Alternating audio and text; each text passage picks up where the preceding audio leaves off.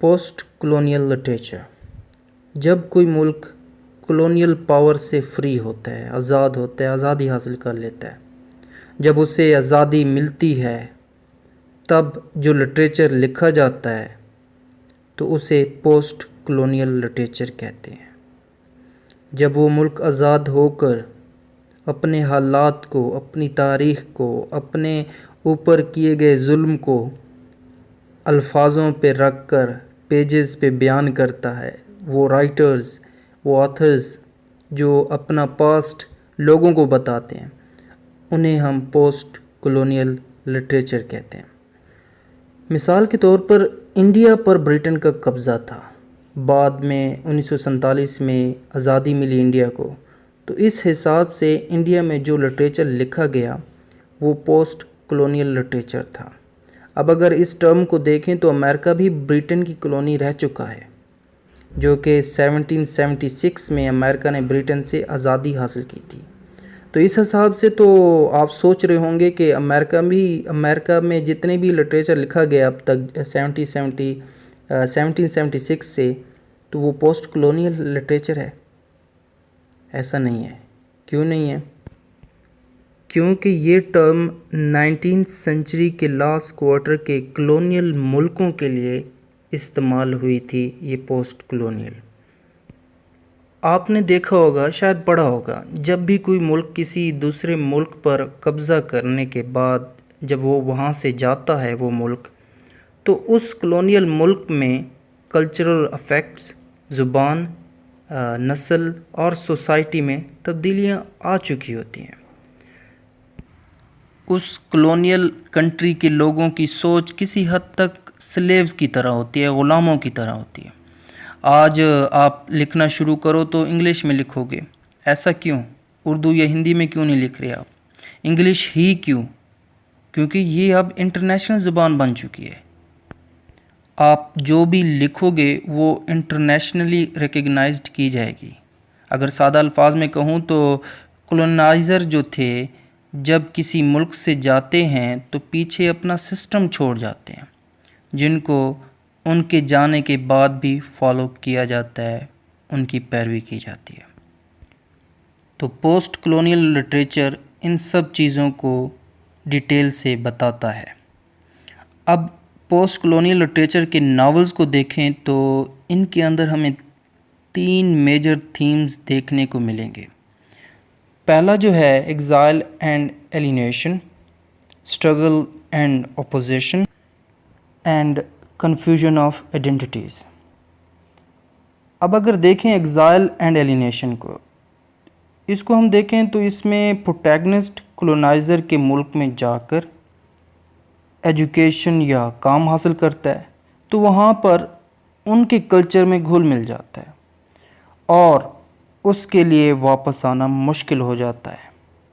یہی cultural exile James Joyce کی بک Ulysses میں آپ کو دیکھنے کو ملے گا. اگر دوسری ایگزامپل کو ہم دیکھیں تو جارج لیمنگ کا ایک ناول ہے جس کا ٹائٹل ہے ان دا کیسل آف مائی اسکن.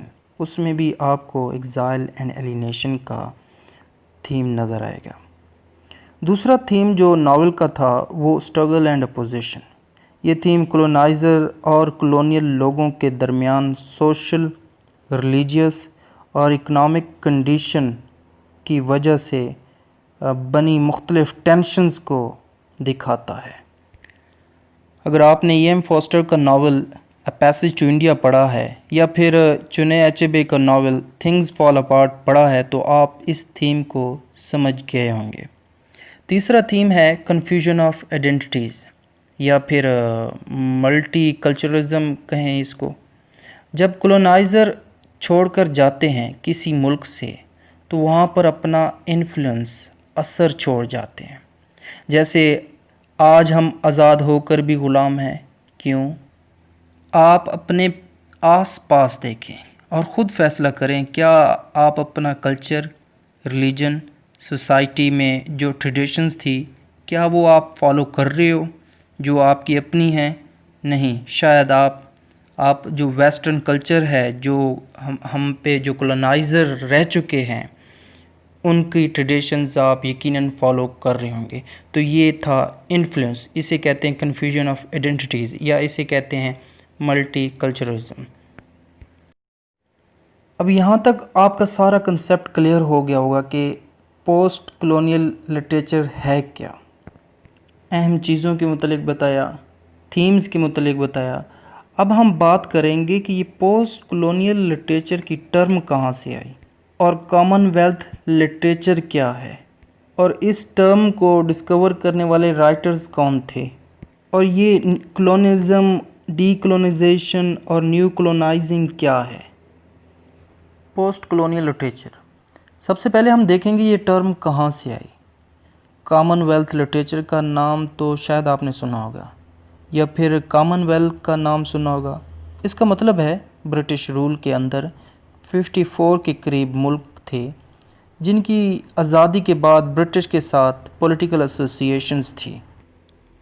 تو اب آپ کو پتہ ہونا چاہیے کہ کامن ویلتھ لٹریچر وہ لٹریچر تھا جو کامن ویلتھ کنٹریز تھے جو برٹش کے انڈر تھے، اور ان کنٹریز کے لوگ انگلش میں لٹریچر لکھتے تھے. بعد میں یہ محسوس کیا گیا کہ یہ ٹرم کامن ویلتھ لٹریچر کچھ صحیح نہیں بیٹھتی، تو انہوں نے اس ٹرم کو چینج کر کے پوسٹ کلونیل لٹریچر رکھ دیا گیا، اور اس ٹرم کو گلوبلی پہچانا گیا، ریکگنائزڈ کیا گیا.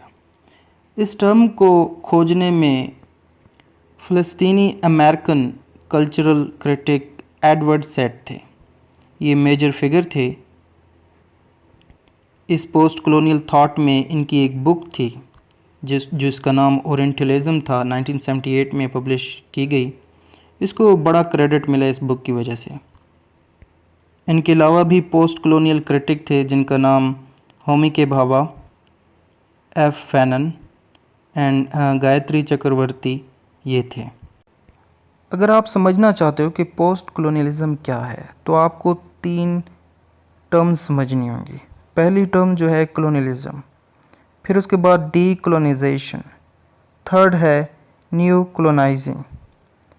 سب سے پہلے کلونیلزم کو دیکھیں تو اس میں ہمیں ہسٹری بتاتی ہے کہ کہیں بھی یورپین گئے، غریب ملکوں کی زمینیں، ان غریب ملکوں کے ریسورسز چھین کے گئے، اور ان یورپین کنٹریز کا ایک موٹو تھا، ایک نعرہ تھا کہ ہم وائٹ ہیں، یعنی سپیریئر ہیں، اعلیٰ ہیں، اور ان غریب ملکوں کو سویلائزڈ بنانا ہمارا مقصد ہے.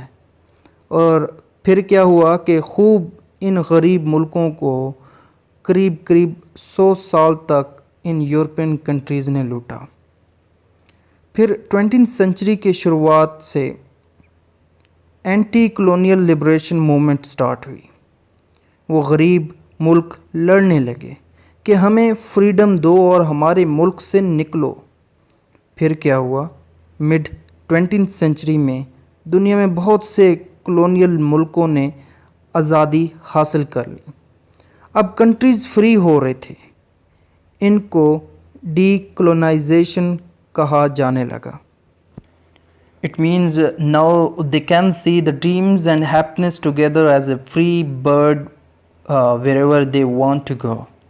اب یہاں تک کلیئر ہو گیا ہوگا کہ ڈی کلونائزیشن کیا تھی اور کلونیلزم کیا تھا. اب بات کرتے ہیں تھرڈ ٹرم کی، نیو کلونائزنگ. نیو کلونائزنگ میں یہ ٹرم تھوڑا آپ کو سمجھنا ہوگا. بچپن میں دادو کہتے تھے کہ یش بیٹا آج بھی ہم آزاد ہو کر غلام ہیں. اس وقت اس بات کی سمجھ نہیں آئی، لیکن نیو کلونائزنگ کو پڑھا تو پتہ چلا کہ فزیکل تو یہ لوگ چلے گئے، لیکن آج بھی ان کی پریزنس ہمارے مائنڈ پر ہے.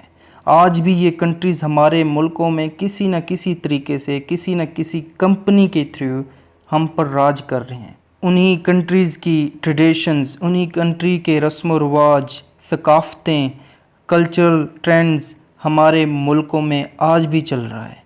تو یہ ہم کہہ سکتے ہیں کہ نیو کلونائزنگ کا ایک زمرے میں آ جاتا ہے، اس سلسلے میں آ جاتا ہے، ریگارڈ میں آ جاتا ہے.